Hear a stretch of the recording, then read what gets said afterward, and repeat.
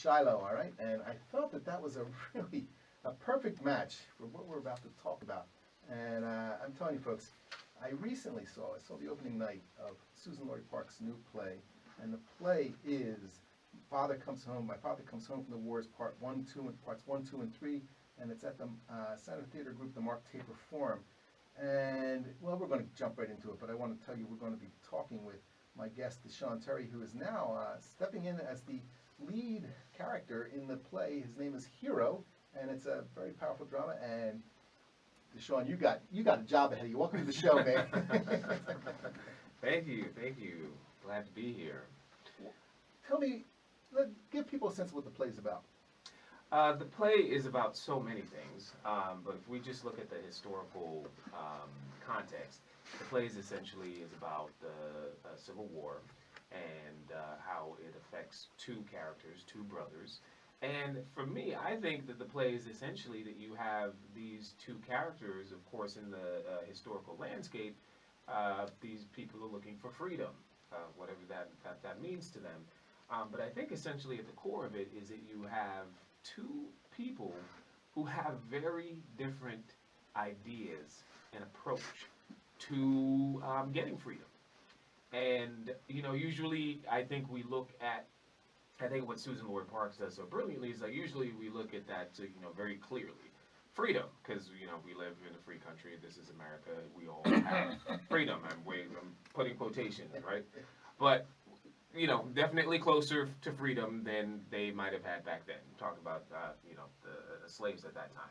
However, we usually look at that as such a simple thing. Just, hey, I'm a slave, I want freedom. How do you want freedom? How does this captivation that I've been in actually affects my psyche? And then to look at the relationship between these two brothers who have very antagonizing different ways of approaching freedom and how it actually engages in their relationship. It's a very interesting, different look than one that we don't necessarily see all the time. Yeah, and it's interesting because it is one of these things, and we were talking earlier in that point about when you see a Susan Laurie Parks play, you actually you don't walk out of it saying, "Wow," you say, "Wow, yeah," but there's also you have to work and get dig into it because there's things that you're not going to agree with, there's things you're going to agree with, there's things you got questions about, there's things that came up that maybe you're thinking, well, that's outrageous that's in there, and then other things that why wasn't this in there? But you really have to work and dig into and it's what makes to me it's what makes going to theater actually a lot of fun, because you're not just sitting there and you're going like mindless clapping and all this other stuff. You're actually confronted with things that you may agree with, you may disagree with. But in this play, it's especially comes across like that because your character, who and folks, this thing is pretty much based on the Odyssey, and it's really it's you can see all the various things from Greek plays and all this stuff that come out, but your character in particular has this question of freedom and its relationship to not just being a thing that exists, a principle that exists, but there's actually different ways that are posed of getting freedom. And your character, and then your character is Hero, and then the other major male character is Homer. Yeah. And once again, your own Homer. But you have this situation where there's different approaches to it, and it's led to some pretty outrageous things in relation to how people see approaching this. Because your character, to me, one of the things that's problematic with it is you want to like the guy, but everything you know about him is kind of he's always willing to make a deal with the slave owners and the slave master, which is very heavy in a play like this, and in a world it's very heavy today. Yeah, for me, jumping into it, because I do need to figure out how to motivate all of his actions and have to, jump back into a space of putting yourself and really getting to that place and seeing the really valid points. And not just the valid points like, oh, these are the valid points, but something that actually resonates with you, you personally as a person. So for me, it's like, Hero is very much so, he acquiesces, he's humble, and this humility, these sort of general qualities that we might find in the general human being today, be like, oh, that's really, really great. But for him, it actually holds him back, and it sacrifices his relationships, and he does a lot of sacrificing to in order to maintain this relationship for some reason. It's like he's giving a respect to the master, however, none of that is being returned to him, and he doesn't quite see how he doesn't have the visceral response to that that the majority of his community has. He sort of separates himself from that visceral response, and it does damage to him. Well, and he actually, though, he not only separates himself from that, and separates himself from the community to a very large extent, in terms of, yes, he's got, his partner, the woman that he's with, but even there, this whole question, he continually does things that separates him off. And because I was watching, I'm thinking, one thing that this character has through Lionel is he assesses things from the standpoint of, it's always about how does it impact me. And yet you have, and I was really moved by the thing in the beginning when the slaves that are standing around outside and they're trying to, take bets on is he going to go off. And folks, he's being called on by the slave master to go with the slave master and join the Confederate Army and fight in the Civil War, which he does. And it's sort of, you're looking at this and you're thinking, when this is happening, it's the slaves that were sort of betting on this, were the slaves known as the less than desirable slaves, right? And that was the way they were actually described. And you're looking at this and you're thinking, these are the people who are, they're appalled by when they find out some of the things that he did. They're appalled, and they're sort of, there's not that point of like, because he did some pretty heinous things, but it was always, well, how's it going to impact me, and not how is it going to impact the vast majority of people that are enslaved in one of the most barbaric institutions in the history of the world, and there was a war going on to stop it, and this guy decides to go off with his master, and that, to me, there's something that, again, that's the thing about having to work around this, because it really, in some ways, having this character really poses a very sharp question for people today. Yeah, and a couple things. That Susan Laurie, that she wants her audience to walk around questioning. She doesn't have this idea of I just sit back and go into a fantasy land and I watch this beautiful play. She wants you to be engaged, and that's why you'll see in the design of the play, we have some very contemporary references. Some of our clothing are contemporary. You'll see people wearing Converse, because she's also bringing up, and I think the most poignant moment of this, without giving any spoilers, is the moment when when my character actually talks about being approached by quote unquote the patroller and being asked, where are you, who are you, what, and him saying, hey, right now, we're talking in slavery, I can say that I belong to my master, and I know that I will not be confronted physically or anything like that. But today, and Susan Laurie is very, one about that in that moment, that she wants us to think about, hands up, a reference that is happening in the African American community today. And Hero says, I think the worth of a black man, once he's made free, is less than his worth when he's a slave. And it's uncomfortable. It's uncomfortable, but if you really look at it, he has a valid point of view. If we just look at it historically, for him, coming from that reference, he was like, why, if I don't have a master and I'm just let loose into this world, we're not getting rid of the hatred, we're not getting rid of the racism, then I'm actually losing a sense of protection. And that actually gives an actual valid reason why, and I've always been confronted by this, in the history books, people always tell you, and then, freedom comes. And then as you get deeper and deeper into history, then that's when the conversations begin to happen. Wait, but there was a population of people that didn't want to be free. They were afraid of freedom. And as a person living in 2016, I'm like, well, how could that possibly be? But it's been very interesting to watch Susan Laurie Parks and be an experience of Susan Laurie Parks digging into this psyche of someone like that.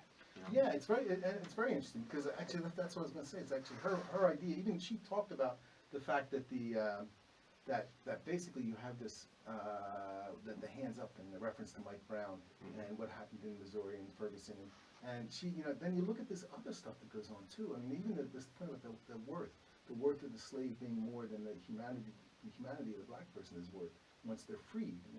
And this is the thing that you're saying. But it's also, it comes down to too. I was just really, I was really disturbed by so much of it, and really, you know, no, because it's one of these things where, you know, like where the colonel, the slave master, stands up and sings this song and says this thing. And he says, I'm so glad that God made me white. And it appears that the hero agrees with him that it's much better to be white. And he says that. He says basically because no matter how bad I got it, no matter how low I go, I'll never be as low as you. You know, that's what he says to Hero. And Hero accepts this, which is, that's the thing. And there's other characters that don't. And they stand in that sharp contrast that goes back and forth between the characters. And it's never easily divided out because, you know, people that they love, you know, all these things, there's all these differences that come up, but there's different approaches to things that really mark the play throughout, you know. It's a really fascinating relationship, and it's something that I'm focused on a lot, because here's this man who has the character enslaved. However, there's a real human relationship here. You know, if we spent 10 years together, there's a relationship built. And when something happens to this man, there's just automatically, but from the outside, we see, you know, the automatic reference to that is he has you enslaved. No relationship should be built, but Hero clearly, and I think there's a couple moments where we get to see that there's a relationship between the two of them, and that's real for Hero. Mm-hmm. But here's something else actually that really got me. Is, you know, you think about this point of, let me see what it was actually. I wrote it down because it really moved me. That he approached, I don't know. I mean, it's that point you were just mentioning, the thing about if I run away, I'm worth money. See, this is another question of how that looks at it. Is the acceptance of the commodification of the black person as a tool, talking tool. That's what they used to call black people during, you know, before slavery was ended, a talking tool. You know, and he was saying, he was actually making a point, and in some ways uniting with it, saying, look, if I, you know, basically, I'm worth money, but so if I run away, I'm worth money, and that would be like stealing, so maybe I shouldn't bother running away, you know? And it's something that, again, if you look He's at totally bought into this capitalistic notion of him being worth something and him being worth something. Yeah. If he runs away, that would be stealing, and that is morally irreprehensible to him. So he's living off of a moral code without really, without letting that really affect the capitalistic society that he's living in. Yeah, and there's so many other moral codes that he violated. Yes, but yes, he did at the very beginning. But you also have to look at it. I think you're talking about the thing that happens towards the end, without giving any spoilers. But well, the thing that happens towards the beginning too. Yes, Yeah, yes, 100%. So he shows that he does have that capability. But also, what's important, I think, also that him changing his name, him leaving Hero and becoming Ulysses, taking on the name of Ulysses, the colonel. And also, you know, some references, you know, that he becomes closer and closer and starts to the final monologue, you know, talks a little bit about him emulating the master and being drawn into this relationship. And so this whole notion of freedom, you know, taken out of complete context, but freedom then, is that really just, oh, I want to be like, because ultimately from and this is just my personal perspective, but what we're really looking at as the antagonist is capitalism. And if you get rid of slavery, that does not take out capitalism. And I'm not saying I'm not capitalistic, but I'm just saying that there is problems in capitalism, as we're all aware of. You don't have to qualify. I'm a communist, okay? So, and seriously, and I think you're right. You know, you're moving into capitalism, which actually, look at what capitalism has done to black people since the end of slavery. You know, and including the entire capitalist system in this country was built on the back of slavery. You know, and you look at now. I mean, there was Slavery by Another Name, that book and film that came out a few years back, that actually showed how immediately after the Reconstruction, the period of Reconstruction in the South was actually sabotaged and turned away, done away with. Immediately after that, all these black people in the South were being picked up for vagrancy charges, as we still see today, and then shipped off and enslaved in mines and in factories and all these other things to make the steel mills in the North run. You know, so you look at this stuff, and to me, it is a question of, and a lot going on, and oh my God, we got 1 minute, less than 1 minute. So I want to say this, I want to let people, because I can't let people walk away without knowing this, right? Yes. The play, folks, all right? And as you saw, it's Father Comes Home from the Wars, parts 1, 2, and 3, Susan Laurie Parks' latest play, and it's Pulitzer nominated. Yes, there you go. And it's through May 15th, okay, that's good. It's running through May 15th. It's 8 p.m. Tuesdays through Fridays, 2:30 and 8 p.m. on Saturdays, 1 and 6:30 p.m. on Sundays, and it's at the Mark Tabor Forum, 135 North Grand Avenue in LA. And you can go to www.centertheatergroup.org or call 213-628-2772. And that's where basically we got to run because we're all out of time. But Desean, Terry, thank you very much for joining us today. Thank you. And Great I'm being really here. looking forward to. Maybe I'll go down and see it again. I don't know. But I still got all those questions floating around. All right, we're going to.